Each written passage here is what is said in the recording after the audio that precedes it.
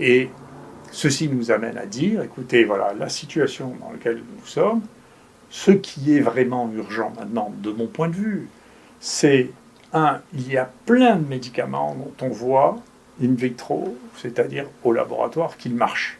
Plein de médicaments. Certains totalement inattendus, des médicaments psychiatriques, avec des confirmations cliniques. Il y a une très belle étude française qui montre que les gens qui prennent des antidépresseurs, pour d'autres raisons, font moins de formes graves du Covid que les autres. Il y a des essais sur l'ivermectine qui ont été publiés dans le monde. Il y a une quantité de molécules qui ont une efficacité in vitro, parfois associée à des études statistiques observationnelles qui le montrent. Il est temps d'arrêter de croire au Père Noël et à la molécule magique qui va sortir. Il y a une quantité de molécules à tester.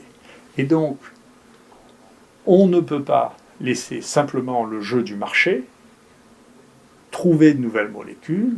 Personnellement, je pense qu'il faut que l'État s'investisse pour faire un appel d'offres pour l'évaluation des molécules qui ont une efficacité in vitro, qui sont très peu toxiques parce qu'on les connaît, qui sont génériquées parce qu'elles ne coûtent rien, d'accord, pour pouvoir trouver des solutions dans le soin, parce que le soin reste la seule chose par laquelle on est sûr d'améliorer les malades.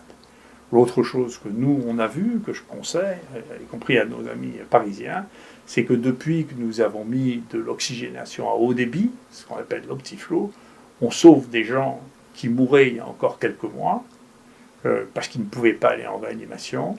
Je pense qu'il faut étendre beaucoup ces outils. Alors ça nécessite des aménagements que nous on a fait, qu'on a pu faire librement, parce que pour ça nous sommes libres. D'augmentation du débit d'oxygène, parce que ça consomme beaucoup d'oxygène, on consomme 50 litres d'oxygène au lieu de 5 à 10, donc mais ça sauve des gens, ça leur permet de faire un passage, et donc tout ce soin, la qualité du soin est un élément essentiel dans cette maladie, dont je ne sais pas combien de temps elle va durer. Donc c'est très important.